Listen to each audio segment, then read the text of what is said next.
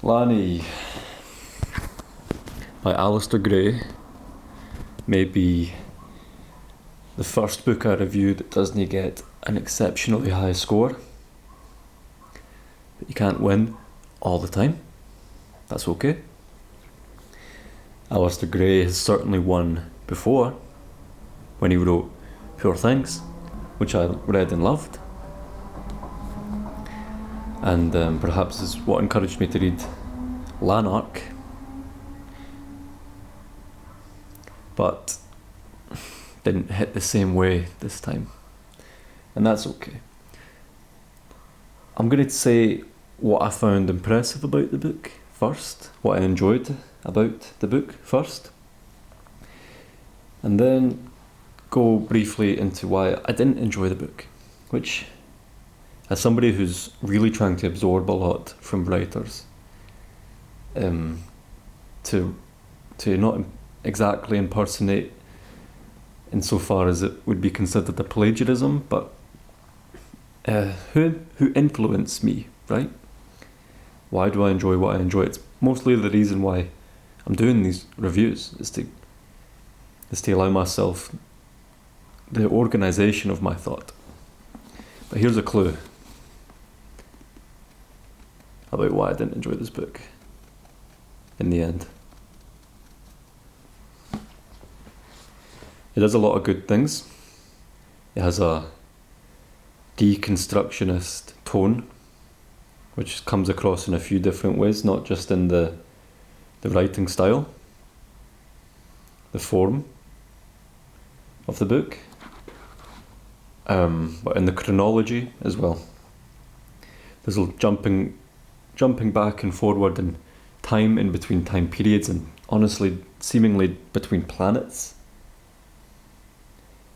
as we go from what is an inherent Glasgow to an absurd Glasgow to an extremely real Glasgow, which is a depressing place to spend 220 pages, 220 pages I think. In the middle of this book it becomes hyper real, and we take a major break from the satirical elements, which is principally what I was enjoying about the book, and I understand to go back in time and to make it all real, and this, as it depicts our characters' descent into a kind of madness and death. It is a process that takes time, so it's honest and it's genuine, and it's in its lore building of the depressive episodes that befall the character. You know, people don't just slip like a light switch, and this is a novel, so the novel takes its time, but it takes too much time. There's a lot of deconstruction about the political systems in the West, and satire, especially detailing what is essentially a crumbling society and the bureaucracy of the political system, which is like totally ill prepared for the realities that it contends with. That's kind of funny. It's funny. There's a lot to be said about the funniness of the book and the way that Lanark seems impervious to the sort of fundamental flaws of the world that he lives in. And in turn, he basically is a mad character, but he is simultaneously the most sane person in the book. And it's impressive. The prose is pretty. It's enjoyable voice. However,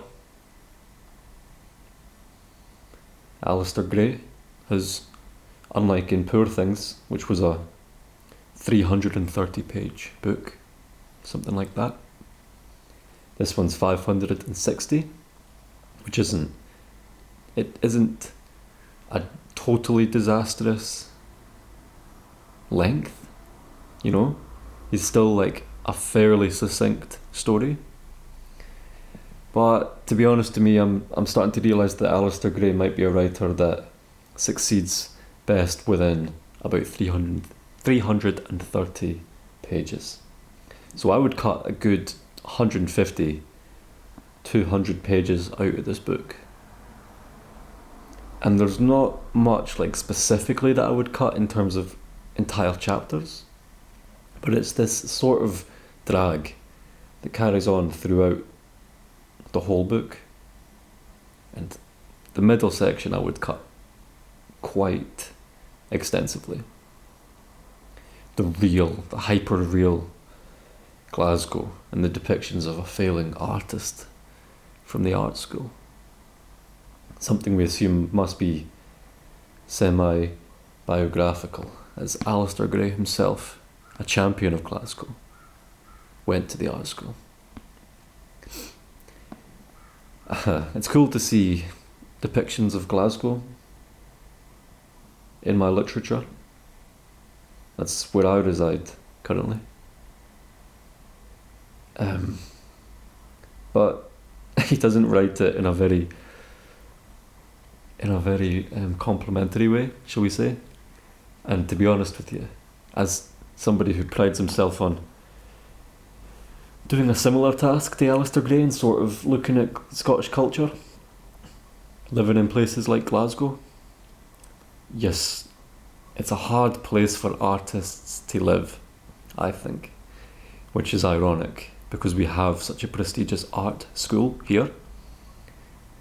But there was a story the other day about a building in Glasgow that was commissioned to get a mural on the side of it, and the building's manager wanted to put a huge AI generated image on the side of his building, or at least was using AI to decide upon the design that he would give to an artist to do. With a stencil, or copy and paste sort of technique was the idea. But Glasgow, for musicians as well, the venues are closing. The climate's getting worse, the political situation is getting worse. So this book is apt to my experience. It is. It does well. I too feel like I'm going a bit mad living here. I won't be living here for much longer, I suspect. But I will write about it, as Alasdair Gray has tried to, and has done. So if you're interested in a book specifically about Glasgow and you have the mental fortitude to handle that,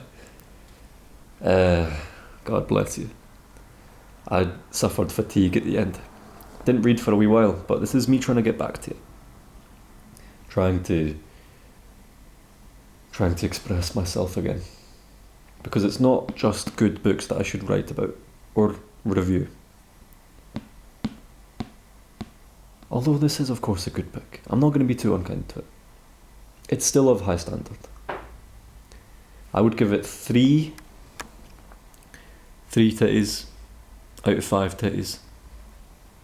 Something you have to appreciate about this book is the cover. It's a beautifully illustrated cover, also by Alasdair Gray. I really appreciate that about Alasdair Gray. I'd like to emulate that myself and be more of a polymath artist with my illustrations. I just love this. It felt great holding it in public. 3 titties out of 5